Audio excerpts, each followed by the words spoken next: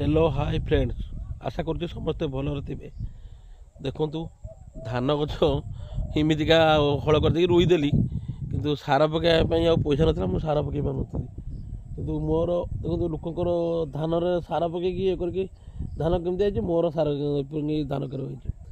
मुझे जमार मुठे भी सार पकईनी तथा मोर धान भल मुझे आशा करूँ इमती मोर धान हम बोली जहाँ भी हो भगवान को कृपा धान भल देखा जाऊ आउ वर्षा मेघ न हो धानटा सुरक्षित मुझे काटी आने मंडी में नहीं बिक्री करी दु पैसा लाभ हम तथापि मोर खर्च तीन माण जो जमी पर 50,000 टका खर्च हो 50-60,000 टका खर्च हो देखा केते उठुची आपण मैंने भी कमेंट कहे आपंकर बिलर सार पकई कि ना आते बिल ए वर्ष चाष करते एकर